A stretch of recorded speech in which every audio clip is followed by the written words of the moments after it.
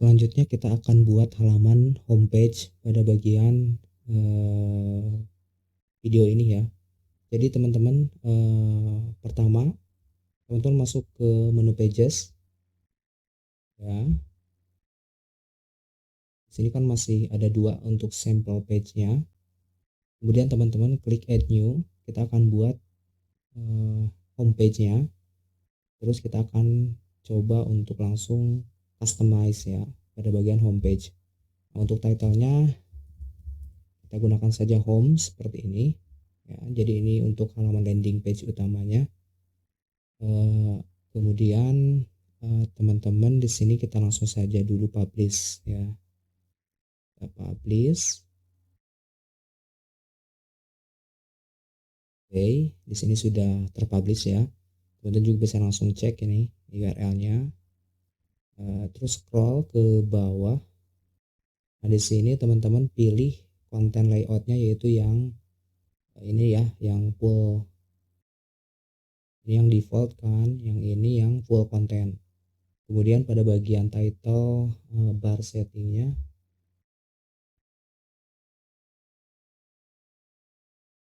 di display title-nya kita pilih yang no. Kemudian kita update ya. Update mana nih? Nah, kita update. Oke. Kemudian kita bisa langsung view page atau lihat hasilnya ya. Dari sini berarti tinggal klik saja yang preview ini. Oke.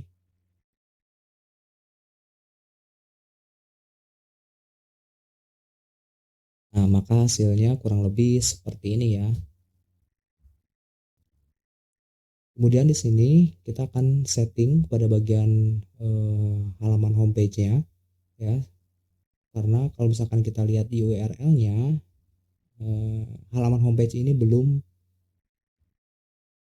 otomatis masuk ke dalam kategori halaman utama. Jadi kalau misalkan kita hapus ya, hapus URL home-nya, maka dia akan yang ditampilkan secara default itu yang ini ya, bukan yang tadi kita buat. Nah, caranya teman-teman masuk lagi ke sini, kemudian masuk ke klik yang tanda WordPress ini ya. Kemudian teman-teman masuk ke menu setting, lalu pilih yang reading yang ini, dan pilih pada bagian your homepage display-nya, pilih yang static yang ini ya, static. Kemudian pada bagian homepage-nya pilih yang home yang sudah kita buat pada pages tadi. Nah, oke, setelah itu kita save change. Oke, setelah save change kita balik lagi ke sini, kemudian refresh ya. Nah, maka dia otomatis menjadi halaman utama pada bagian domain utamanya. Oke. Oke. Kemudian kita akan edit atau customize pada bagian halaman homepage-nya. Teman-teman tinggal klik saja edit with Elementor.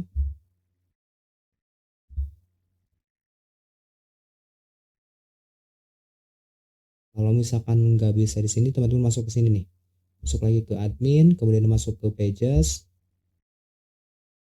Kemudian di sini pada bagian home, teman-teman klik saja edit. Nah, kemudian teman-teman tinggal klik saja yang edit with Elementor.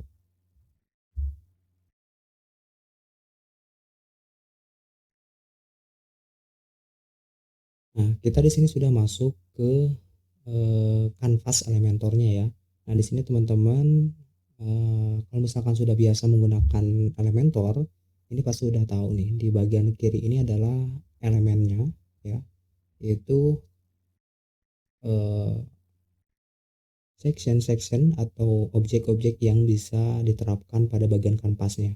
Nah, jadi yang putih ini adalah kanvasnya, tempat kita edit-edit halaman WordPress-nya sesuai dengan elemen yang ada di bagian sini ya.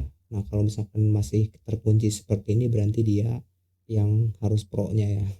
Jadi kita cukup ya menggunakan gratisan pun kita bisa bisa membuat website. Nah, oke. Jadi kalau misalkan teman-teman mau membuat section, saya contohkan dulu. Di sini tinggal teman-teman klik saja yang bagian plus ini. Nah, di sini teman-teman bisa pilih struktur dari sectionnya, mau yang satu, yang dua, yang tiga, dan yang seterusnya. Pilih saja sesuai dengan kebutuhan yang akan teman-teman buat ya. Kalau saya di sini menggunakan satu dulu, nah maka dia akan muncul seperti ini. Nah, terus kemudian kalau misalkan mau ingin menambahkan elemennya, teman-teman bisa klik yang tanda kotak-kotak ini, atau bisa klik langsung di sini ya.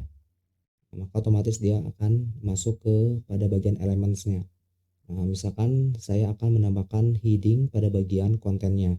Nah, tinggal drag and drop saja seperti ini. Kemudian untuk title-nya di sini bisa teman-teman customize atau ubah sesuai dengan isi atau title yang teman-teman akan buat. Misalkan di sini halaman home page gitu ya. Nah, terus di sini ada 3 bagian utama pada setiap elemennya ya, setiap objek yang sudah kita simpan pada bagian kanvas. Nah, di sini juga teman-teman bisa menambahkan link, terus bisa size-nya juga bisa diatur, terus tag HTML-nya juga misalkan kalau misalkan H1 dia akan besar ya. Terus alignment-nya juga bisa disesuaikan, mau center, mau left ya, atau mau right. Ini bisa sesuaikan. Terus di sini ada juga style. Untuk bagian style ini kita bisa merubah warnanya ya, warna dari color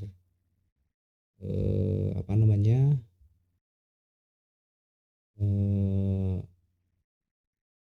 teksnya, kemudian kita bisa merubah teksnya juga di bagian typography ini. Teman-teman bisa ubah pada bagian family, fontnya ini bisa kita ubah-ubah juga sesuai dengan kebutuhan ya. Terus di bagian advance ini kita bisa menambahkan margin dan juga padding. Misalkan kita akan menambahkan margin 100, otomatis dia akan geser atas bawahnya ya, atas bawah kiri kanannya, top, right, bottom, dan leftnya ke bagian luar. Kalau misalkan padding itu akan masuk ke pada bagian bawah konten atau ke bagian dalam kontennya. Nah, seperti ini. Nah, jadi sekilas seperti itu ya untuk pada bagian-bagian elemennya. Nanti kita akan bahas lebih lanjut untuk bagian setiap elemennya sambil kita jalan atau sambil kita running pembuatan aplikasi company profile-nya.